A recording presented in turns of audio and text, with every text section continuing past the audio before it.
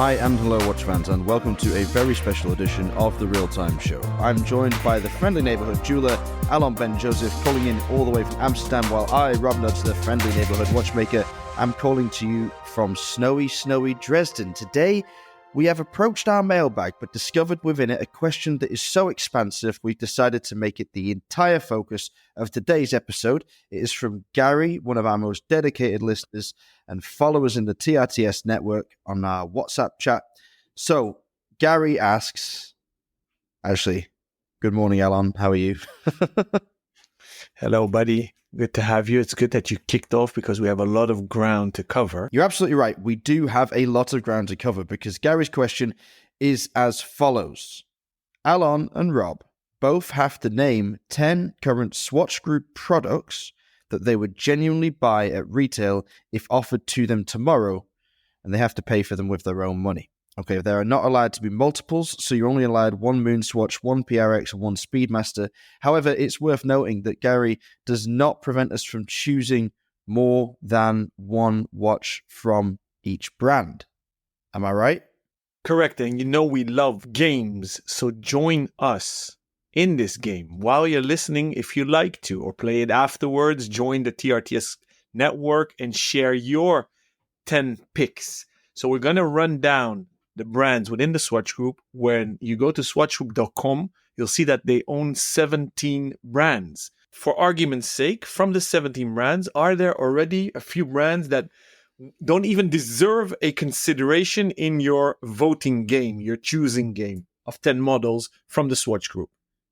Yeah, it's a good question, actually, because he could have forced us to choose one model from each brand, for example, or one model from our top 10 brands. But what he's done here is just asked us to pick our 10 favorite Swatch Group products. So theoretically, they could all come from one brand. I know that's not going to be the case, but I do know straight away, as you rightly questioned, Alon, yes, there are some brands that will not even get a look in. I'm not even going to bother opening up their website. Now, 17 brands in front of us. There's Breguet, Harry Winston, Blancpain, Glacé Original, Jacques Dro, Léon Hatteau, Omega, Longines, Rado, Union Glasuta, Tissot, Balmain, Satina, Mido, Hamilton, Swatch, and Flick Flack. So, right off the top, I'm getting rid of Léon Hatteau. I am getting rid of Balmain. I am getting rid of Union. I'm getting rid of Mido. And I'm going to get rid of Harry Winston. I might leave Jacques Dro lying around a little longer because although I really like Jacques Dro as a brand, the price point is out of my reach. So in fairness, the question is, I buy with my own money, so I guess I have to be able to afford it. So Jacques Dro's gone. Breguet is also gone for that reason, which is brutal because I love Breguet.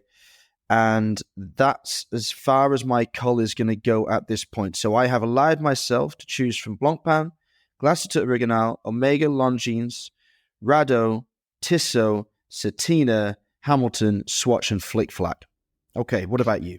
So before I answer your question, if I'm correct, a nice guide is, what do you already own from Swatch Group? So if I'm not mistaken, you own a Glacé Original, you own an Omega. I'm not quite confident if you have a Longines, and I'm quite sure you have a Swatch.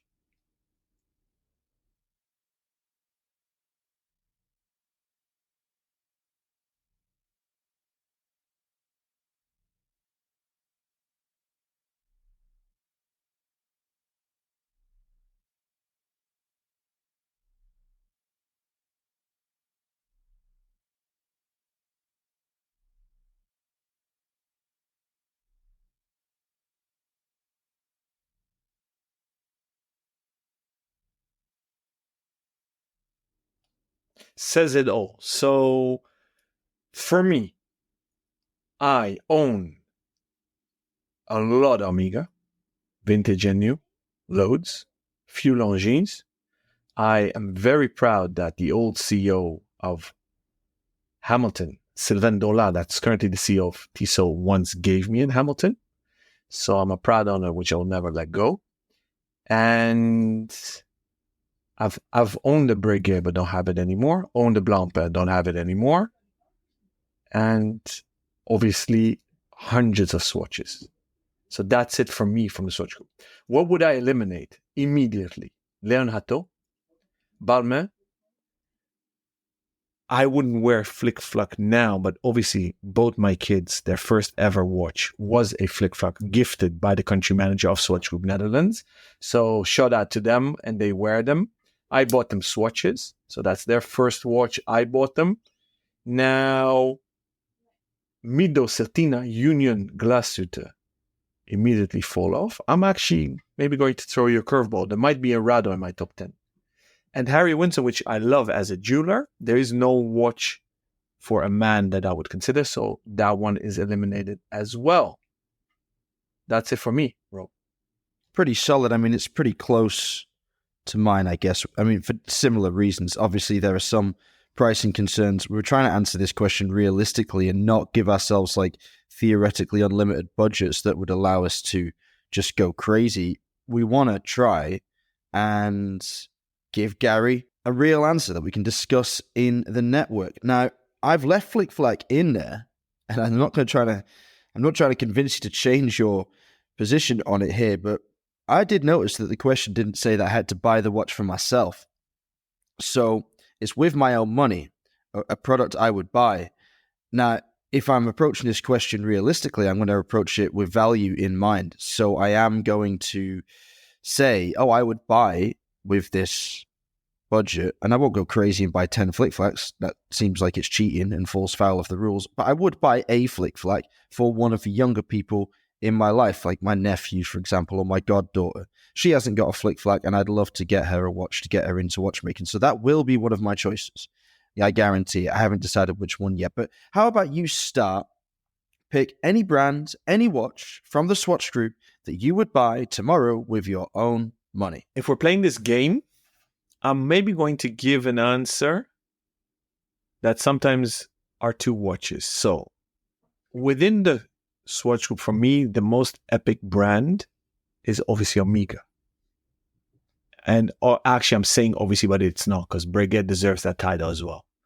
But the sweet spot in luxury, so it's really luxury, it's hard luxury, it is a high ticket value but not expensive, great value for money, is Omega. Now, because I own that many Omegas, now for me as a consumer, I'm really eyeing a Breguet Tradition. So the first brand I'll go to is Breguet. And I love Type 20s as well. So I even have 2 on my wish list. So, but that being said, if I didn't own any Swatch Group brand or an Omega, I would immediately buy a Moonwatch. Hodinkee said it many years ago. Fratello obviously invented Speedy Tuesday, so they love Moonwatches, but I agree with both of them. Every collector should at least have or had a Moonwatch in their collection and experience it. So I stand with that idea, notion, philosophy, or strategy choice. Full disclosure, I own more Speedmaster than I own fingers on my hand. So I'm not objective. That has to be said. So I'm jumping to Breguet. Now, I do not love the new Breguet Type 20s simply because of the date. So I have an issue now. So I had the predecessor, so the previous Type 20, that today is gone. So I don't know what to do. I guess that in this question, we can't deviate to pre-owned, can we, Rob? Or do we need to buy new?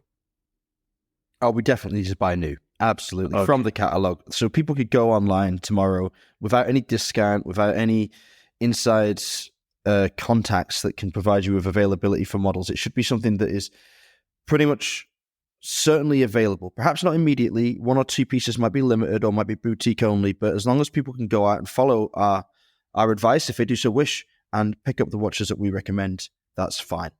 Okay. All right. So that leaves me with one option, and that's the Tradition 7047. So that's it. I'm not going to go for Type 20 if I have to go new, off the shelf, or off the click, as they say. So it's maybe the most simple Tradition there is. And it's a white gold one. the hour and minutes are positioned at the 7 o'clock and the balance wheels around 1 o'clock. I love the asymmetry there. I love white gold. And that's the one I would go for. Very good. Very good. I mean, I can't fault it. That's a brilliant choice.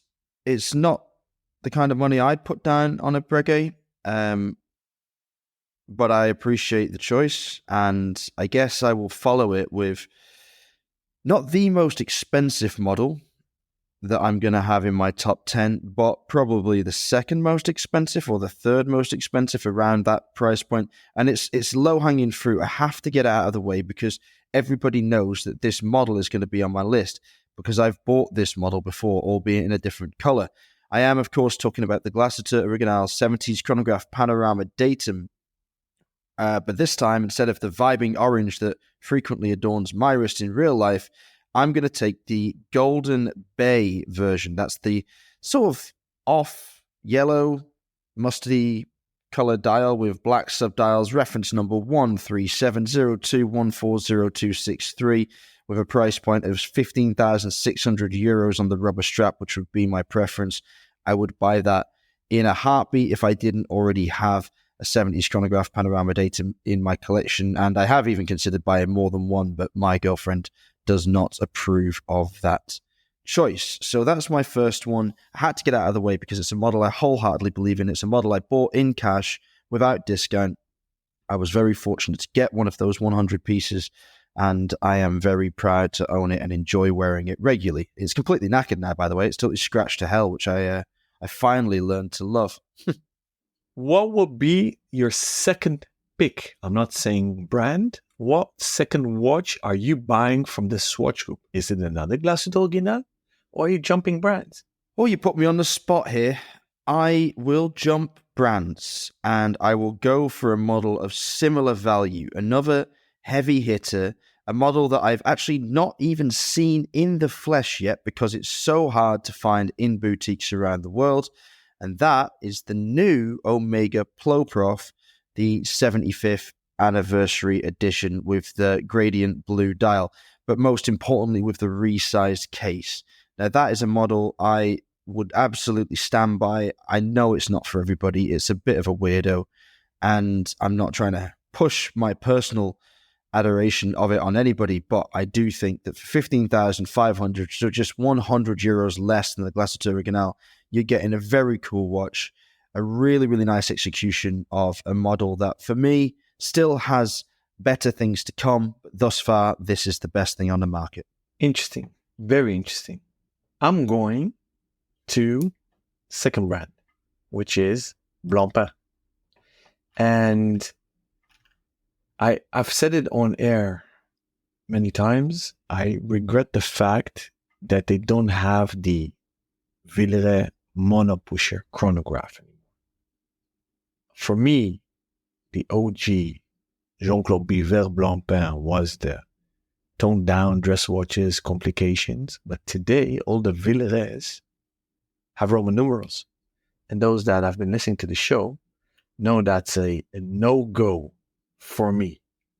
So I guess that I'll go for 50 Fathoms, but unfortunately, the whole Swatch collab thing is putting me off. But the Bathyscaphe in titanium is a watch that I've been eyeing for quite some time. So it's the 5000 reference and then the 1210 iteration, which you can order in a buckled strap that's textile, a NATO strap that's textile, or full titanium watch. It has a great dial, very understated, always appealed to me, and it still does. And it's something that's really on my wish list, that if I had to go modern Blancpain today, that's the only watch I will and still consider. But hefty price tag. And that's the only reason I don't have it, especially if we need to abide to the rules to stick to new, no discount. Interesting choice. I might revisit that brand myself later on, but I'm going to stick momentarily with Omega. get another Omega out there. This is a model, or in the model family, that I have probably most frequently extolled the virtues of, and that is the Seamaster Diver 300M family. I do have to say, I now believe that the 300M value is reducing significantly as Omega steps up the price heftily. It's becoming obvious that the goals are to move these watches closer and closer to Submariner prices because they are eminently available and maybe in people's minds the most likely brand alternative to Rolex if Rolex is what you set out to get. What Omega are doing here is quite clever with their release strategy. I don't know if it's become obvious to everyone else yet, but I seem to think that what they're doing is releasing special editions of the watches at a higher price point and then creeping up the regular collection to that original price point, then releasing another special edition at a higher price point, and then creeping up the regular collection there. And I'm looking at models like, for example, the new limited edition 75-year Seamaster 300M, and it's on a rubber strap for €6,500. A couple of years back, that would have been €2,000 lighter. The Seamaster Diver 300M Necton, which was released around 5,862, is now up to 7,300 on the rubber strap. Now, this is not something I can really ignore. Now, these watches that were, I believe, underpriced are now maybe even slightly overpriced, but perhaps around the price they should have been all along in the context of the industry. What that means, however, is it leaves their more complicated models, the chronograph specifically, a little bit more affordable, relatively speaking, than the time-only models. So my choice here is the Seamaster Diver 300M 44mm steel-on rubber strap, black dial, black bezel chronograph, €9,000 recommended retail price, including VAT, where I am here in Germany. So that'll vary around the world slightly. But you have a nice rubber strap there. It's got an assigned Omega buckle. It's got a see-through case back with a coaxial 9900 movement inside it. You get all of the styling of the Seamaster Diver 300M, but you get a little bit more functionality and a watch that is a little bit off the beaten track. Not many people have these, and I think it's an underrated superstar of the collection, and that is a watch I'd gladly buy with my own money. Lovely, lovely. Omega is getting a lot of love there, and I would and should jump there, but I'm not. I'm making a sidestep. I'm going to a brand that's very dear to you, and I maybe don't speak about it a lot, but I love Glashütte Original because I love almost everything Glashütte. And obviously, because you live near there and are often there, it makes it even more special for me. So, all kidding aside, I always loved the 60s collection. And actually, their original piece, or the one that I've revamped, is a 3-hander dress watch with this delicious font for the 12, 3, 6, and 9. And they make specials. So, in the current collection, I would go for the steel version with blue dial. The reference is rather long. It's 13952060204. Retails today at 7,300, including VAT. 39 millimeters. Delicious watch. And this is something that's actually high on my list. And I've never owned a Glashütte Original. Always loved the Senator Cosmopolite. Beautiful watch. And one of the few watches that doesn't have Roman numerals, so it has Arabic numbers on the white dial. My only problem is it's 44 millimeters. But otherwise, a watch I highly recommend checking out.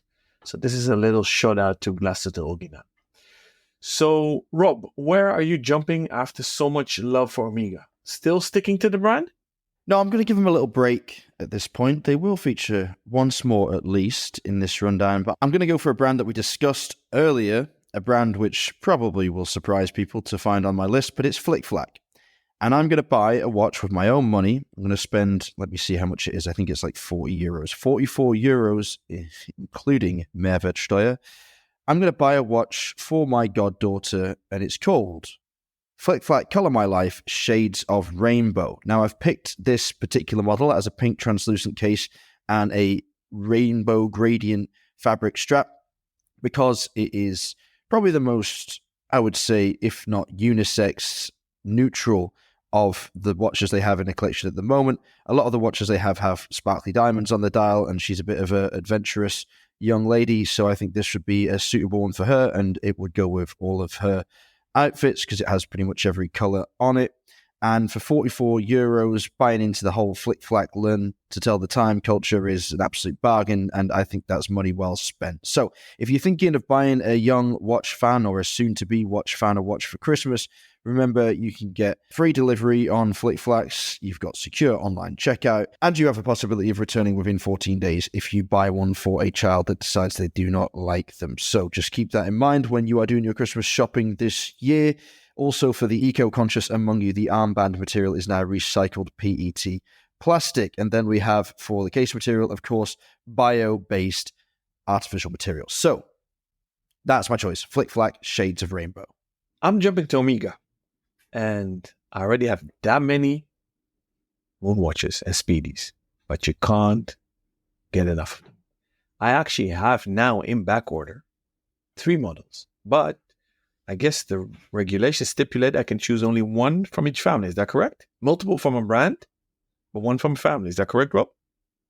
Yeah, I think that's correct. I hope I didn't break that rule with the Plo Prof and the 300M. I think they're different families, really. One's heritage and one's dive. Yeah. So Technically, they're subfamilies. So I'll give you that. That's why I shut up. I let you go. okay, thanks. But you know what? I'm just gonna call them out. Obviously, I have a Snoopy in back order for I don't know how many years, and an Ed White. So these all fall into the same subfamily of the Speedmaster family, and the gold one as well. So if I had to pick one of the 3, I've said it several times on air. My brother and I always said when we turn 40, we want to gift each other a gold watch on a gold bracelet, preferably yellow gold. And we're racking our brain for quite some time. But the Moonwatch Professional in Moonshine Gold, with, for me, the gold dial and the black subdials, is really, really a contender. So today, I would pay retail for that watch. So this is something I would really, really consider. For those that want to see an image, it's reference 3106042. 50990002. Hefty price tag in Europe, 48,400 in VAT. But I hear you all thinking, why don't you go for a day date? And that's something that I'm considering. Funnily enough, I don't consider a gold Daytona versus the gold Speedy, strangely enough. But I would consider a day date fully yellow gold with a champagne dial. So those are my 2 picks. And I'm thinking of some other models. I would love some help from the network and you listeners. Please send us a message what you think I should buy that's fully gold. And you can deviate to pink, red gold, white gold as well. Or platinum for that matter. Precious metal. Rob, what's your next pick?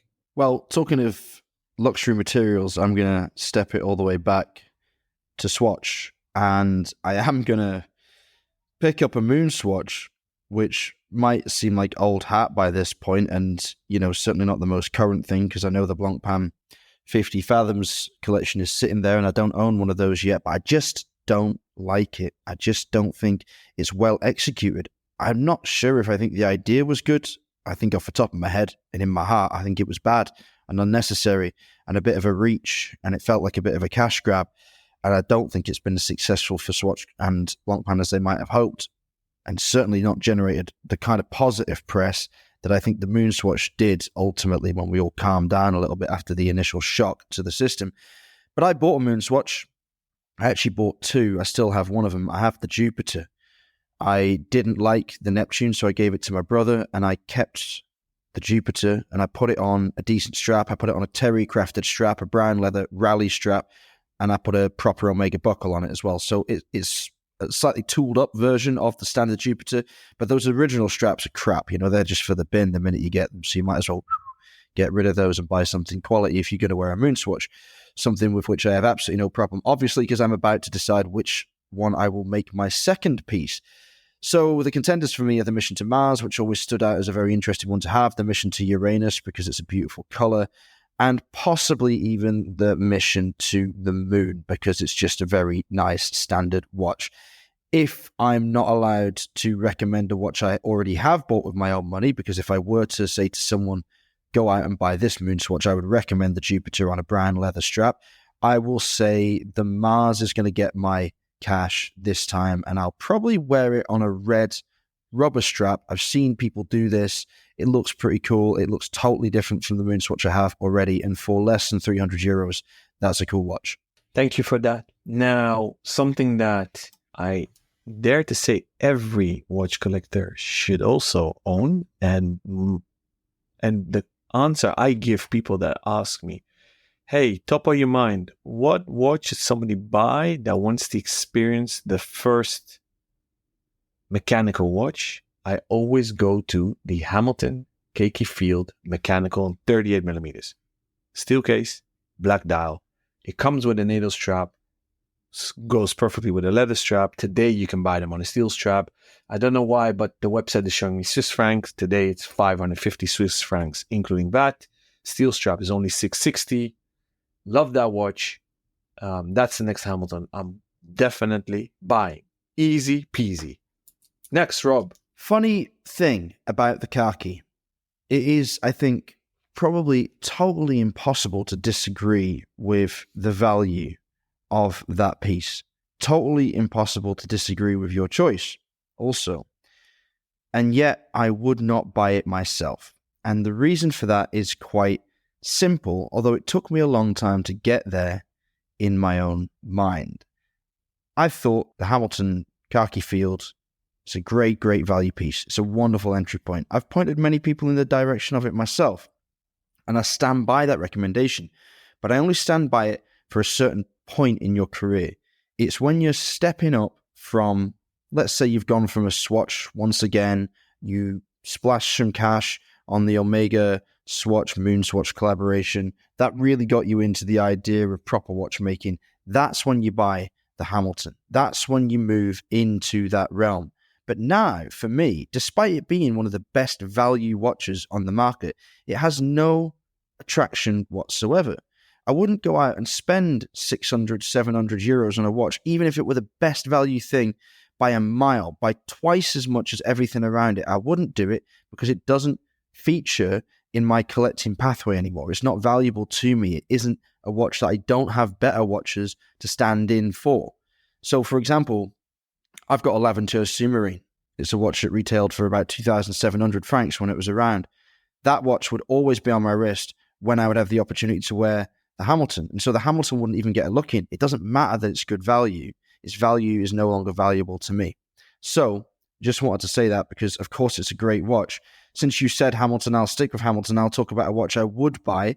It is exceptional value, but the reason why this one gets the nod for me is because its aesthetics are really what put it over the top and make it a watch that I would be happy to have in my collection because I have nothing else like it.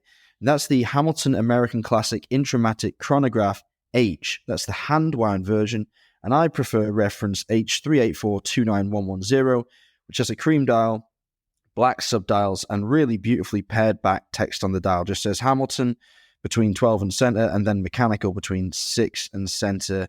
And I'd get it on the bracelet. That's the reference number I've given to you because it's only 80 francs more than getting it on the leather strap. And I would assume that buying the bracelet separately thereafter would be more expensive than buying it on the bracelet and then buying an aftermarket strap to go with it because you don't need the black leather Hamilton strap. In fact, I'd probably say swerve it and get something from Hirsch, from your local jewelers, and stick it on that because it's going to look just fine. Okay, that is my first Hamilton piece. There'll be a few more, but what about you? What's coming up next? From my Hamilton, I jumped to Longines. Longines used to be crazy value for money. They are filling the gap that Omega is leaving behind by moving up market and raising their pricing. I dare to say crazily. So Longines is becoming not that affordable anymore. But one model that I will pay any amount that Longines asks for is the Legend Diver. They just revamped the Longines Legend Diver. Love that watch. Doesn't it remind you of our first TRTS collab, bro? Well, yeah, I mean, it's a compressor style case, isn't it? And I absolutely love them. And it's a great looking piece. It really is. And still relatively good value despite what Longines has been doing, as you correctly identify. So what's yours? What's my Longines? No, your next pick. Well, it's from Longines. Surprise, surprise. Actually, I'm kidding. I'm going to tell you why I'm kidding. We actually did not prepare this, guys and girls listening. We are really doing this on the fly. I had the flagship Heritage model lined up to be one of my picks. And it was the 11th out of 10. It was the watch I had to get rid of because even though I love the watch, I love it on the wrist. I've had it on the wrist many, many times. I never bought it.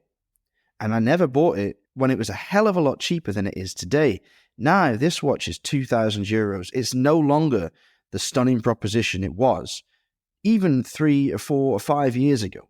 This watch has now got to a point where I'm looking around thinking, okay, I want something cool. I want something from a period. I want something that people are going to respect and that isn't going to break the bank. I'm going back to Hamilton.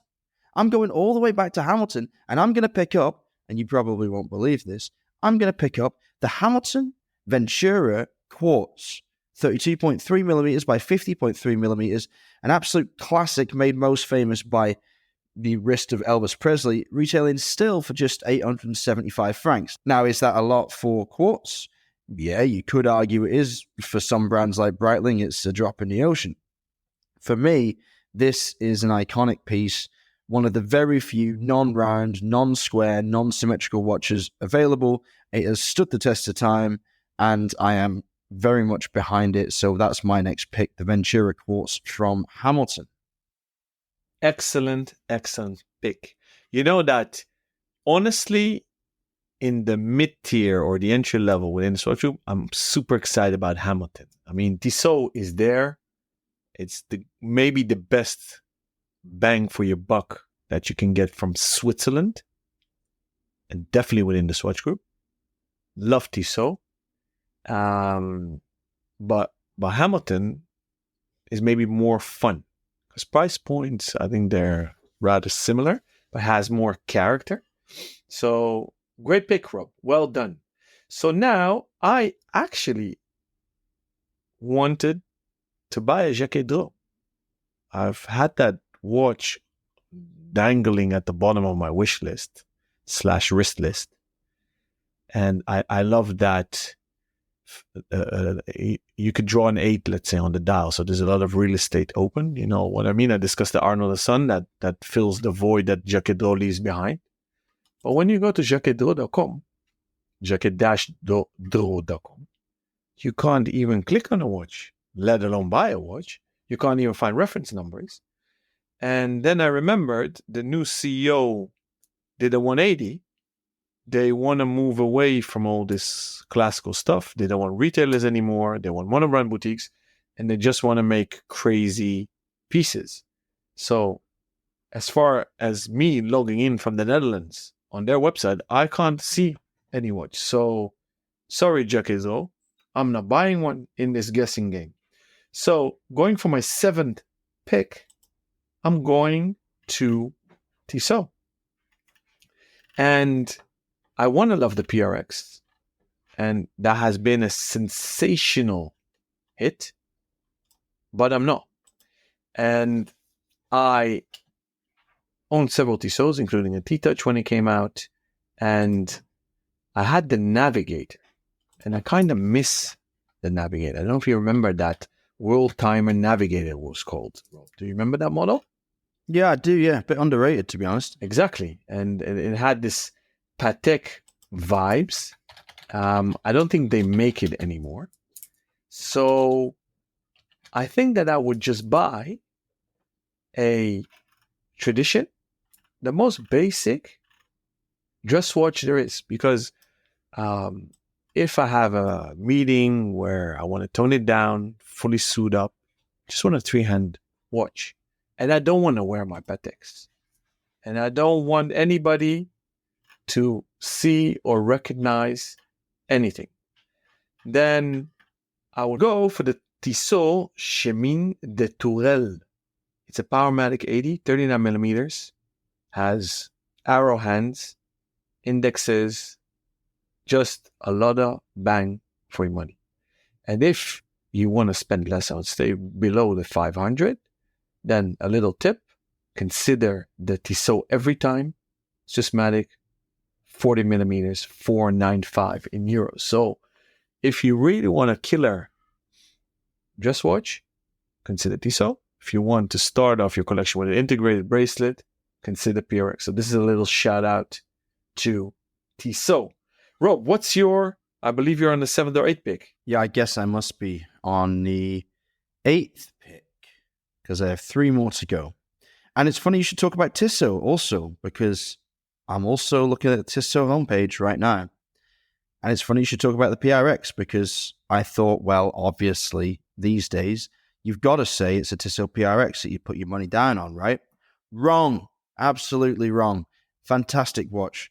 Brilliant amount of options. Great that they do quartz. Great that they do automatic. I absolutely love it. I think that the concept is great. However, neither of the models, sizes, 35 or the 40, really sit that well on my wrist. I want the 35 to be the one, but it's very boxy. The problem is when you drop down the diameters of this design to 35 mil, it's an absolute chunk.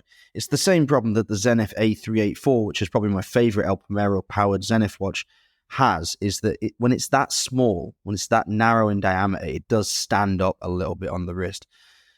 And so I would be pushed towards the 40mm quartz version, if I'm being totally honest. But again, it's just not right for me. It doesn't sit on the wrist. And so I'm going back to Hamilton. Talking of sizing, my favorite / second favorite film of all time is Interstellar. When it came out, I wanted to buy the Murph because the Murph played an important part in the plot of the film. This is a watch given by Matthew McConaughey's character to his daughter, Murph, so that she can remember him, and he uses it in the film to communicate to her across time and space. The original, however, was too big for my wrist, and I think a bit too big for everyone's wrist, because Hamilton did the unexpected and released a 38mm version of the khaki field Murph. It's now 870 francs. It's a gorgeous looking watch. You don't have to be a fan of the film to want this watch, but that 4mm drop in sizing down from 42mm while retaining the H10 automatic movement, which boasts an 80-hour power reserve, is an absolute home run decision in my opinion, and it's a watch that I would happily buy tomorrow. The only thing I wish it came with was the original box, which looked like a Paul Smith box for anyone that hasn't seen the film, but it was actually a nod to was it the Tesseract? Is that what they call it? I always forget what they call these things in the movie. Me too. I don't know. Sorry. Pretty sure it's the Tesseract. It looks like the Tesseract. So it's like a intergalactic library. Nice one. Epic watch. Important watch. Cool that you picked that. I love that you're adding panache and character to your collection, because do you notice what I'm doing? I'm going down the classic route. But for pick 8, 9, and 10, I'm going to run it through quickly. I'm going back to my roots, and my roots is 1983. I was 4 years old. I was gifted a Swatch by my parents, and that created a buzz and a spark in my mind. Then a G-Shock shortly after, and it was sexy plexi, fantastic plastic. It that did it for me, and ever since, Swatch dominated my life. I own hundreds. I have them hanging on my walls as art. I have the maxi swatches. Do you remember them? The bigger than life swatches you could hang on your wall, longer than 2 meters. I have the Mendini Tower. I have the pop swatches, the vegetables, the Keith Haring, the tourbillon, the platinum, diamonds, everything. And still today, I can't shake that urge to buy swatches. And I hardly wear them, but once in a while I wear one. And the most recent one I bought was the Tel Aviv edition during my summer holiday there. I couldn't resist as a souvenir. And just before that, I bought 2 moon swatches, but I stopped at 2 because on air we discussed it. On the second day I wore my first one. The pusher broke off, so that did something to me that it's not a Gada watch, go anywhere, do anything watch. So I don't like to be careful with watches. I like sturdy watches. So I hardly put them into my rotation. I don't like the Velcro straps. One I put an original NATO by Omega, which is almost as expensive as the whole watch. But I don't know, it doesn't work for me. And my colleague gave me an aftermarket rubber strap that integrates great in the lugs to the case. But I don't know. I don't feel it. Now, I've said several times that I'm letting go the Blancpain Swatch collab. But you know what? I can't. I almost pulled the trigger. In London, I was doing a retail safari, and I did it, and then I did some major buying already, so I let it go. But I am quite confident I'm going to buy one. And just for the sake of experiencing it and them, I have a System 51 Swatch. I bought the first one that was with the 51 stars on the dial, the constellation. It's the blue one. I don't know if you remember that translucent case. Now, I've been thinking about which one should I buy. I guess I'll go for the Antarctic Ocean. So it's the gray one with the old school logo. I love the Blancpain logo on there. And the half gray and light gray logo ball. So that's my pick, my 8 pick. And then Swatch, I have this OCD tendency. Since I bought a City edition, how can I not buy the Amsterdam edition, right? So that is the next Swatch, or the second I'm buying. And it's going to come because around my office, they just opened another Swatch boutique. So that's the one I'm buying. Now, if the Amsterdam edition wasn't there, I would have gone back to the roots of Swatch, which is the GB743-S26. That's the OG monochrome Swatch. Today it's 60 euros. And that's the watch I recommend everybody to buy if they don't care about watches. They have only one watch and hand it in for service. Or if they want a design icon. There I use the term icon, which we've discussed on air extensively. So that's the OG black version, white dial, black numbers, and it has a day-date function that's today a bit yin-yang. The date is black and the day disc is white, but that almost fits the same strategy or advice as the Hamilton Khaki or the Tissot classic models, is one that can't miss in your collection or had to be once in your collection. So, and then I'm going to round it up quickly, Rob, if you don't mind. My 10th pick, and actually you gave me that idea. I didn't think of buying watches in this game to give away, but obviously Flick Flacks, because I do so. I give kids, friends, families, or Flick Flacks, like my kids got a Flick Flack. So up until the age of, let's say, 6, 7, you're safe to buy them Flick Flacks in case you want to give a child, a kid, family member, a watch. Jump to Swatch is my advice if they're 6, 7, 8. But if they're younger and you can't start young enough, get them a Flick Flack. Cool tip, you can personalize Flick Flack watches. So that is my rundown. Rob, I'm very curious how you're going to end this game. Well, you surprised me somewhat there by rattling off 3 choices, so I have 2 to go. Having been ahead, I now have to catch up, and I will do so by dropping very quickly my 3rd and final Omega, the Speedmaster Moonwatch Professional, 42mm steel on steel. That new bracelet is a thing of beauty. Heslite crystal, closed case back, covered in all that really cool functional engraving is the choice for me. I think 7,600 euros is a lot. It's more than I would like to pay, but I would pay it because I do think that the improvements to the recent edition of the Speedmasters are tangible, and I think that, yeah, they're probably up to where they should be now. But please, Omega, please, please, please, no further. Let's get some variations on this. Please grant Fratello a 3rd Speedy Tuesday. The community demands and deserves it. That's my 9th choice. My last choice, I will go where I haven't gone before to the extreme luxury level, and I will buy from Blancpain. There is only one Blancpain that I would buy with my own money, and it would take a lot of it.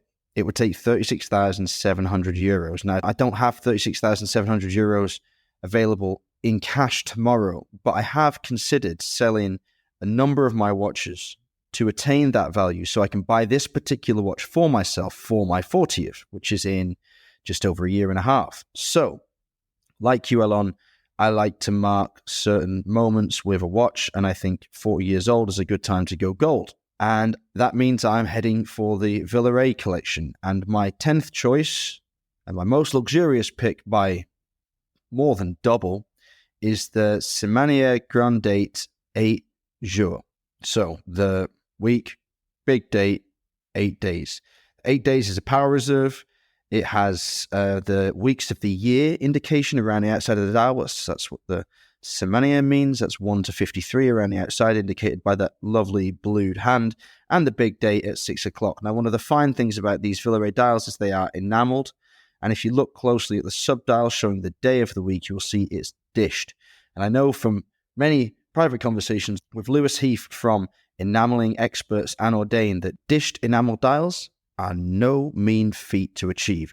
So this is a piece that I think feeds into my background as a watchmaker, my early love of Blancpain when I was training, actually a brand that I really admired in those days and went a little cool on since, but I'm growing back in love with. I think that it's a good one for the age that I'm talking about, and I think that it's a fine place to end this rundown. What are your thoughts on that, Alon? Dear Gary, thank you so much for asking this question and for turning it into such a fun game. And then later on, he extended the question by saying, guys, run with it and now do it for all the other groups, including Richemont, LVMH, Kering, etc., etc. So, Rob, I think we should end this episode, but should we play it again? Absolutely, we should. So thanks for the suggestion, Gary. It's going to lead to a great many in-depth conversations about the best products offered by these major luxury groups. And if anyone else in the network or beyond has suggestions of shows like this that we could run with, then please do get in touch. You can contact us primarily on our new Instagram channel at therealtime.show. Alon and I are also on Instagram at either ROBNUDDS or ALONBENJOSEPH, or you can contact us via email, either Rob or Alon at therealtime.show, or via the contact form on the website, www.therealtime.show. We'll be back soon with an interview with one of watchmaking's finest. Until then, stay safe and keep on ticking.